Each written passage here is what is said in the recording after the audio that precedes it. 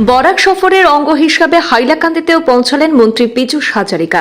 দলীয় কার্যালয়ে কর্মীদের সঙ্গে বৈঠকে আগামী বিধানসভা নির্বাচনের প্রস্তুতি নিতে এবং সাংগঠনিক শক্তি আরও মজবুত করার আহ্বান জানিয়েছেন মন্ত্রী। সভায় উপস্থিত ছিলেন অভিভাবক মন্ত্রী কৃষ্ণেন্দু পাল, মন্ত্রী কৌশিক রায়, বিধায়ক দীপায়ন চক্রবর্তী সহ জেলা ও দলীয় অন্যান্য নেতৃত্বরা।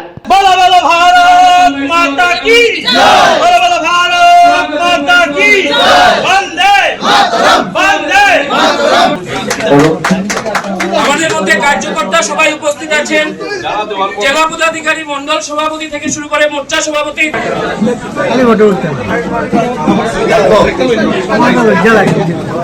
মন্ত্রী পীযূষ হাজারিকার হাইলাকান্দি সফর ঘিরে জেলার রাজনৈতিক মহলে বাড়তি তৎপরতা লক্ষ্য করা গেছে। এদিন হাইলাকান্দিতে পৌঁছে মন্ত্রী পীযূষ হাজারিকা দলীয় কার্যালয়ে পৌঁছে দলীয় কর্মী এবং নেতৃত্বদের সঙ্গে একটি গুরুত্বপূর্ণ সাক্ষাৎকার সভায় অংশ নিয়েছেন।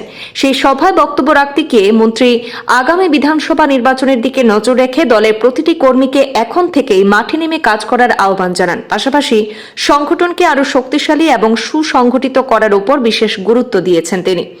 মন্ত্রী পীযূষ হাজারিকা বলেন, দলের শক্তি আসলে কর্মীদের মধ্যেই নিহিত। ঐক্যবদ্ধভাবে কাজ করলে আগামী নির্বাচনে দল আরও ভালো ফল করতে পারবে বলেও তিনি আশা ব্যক্ত করেন।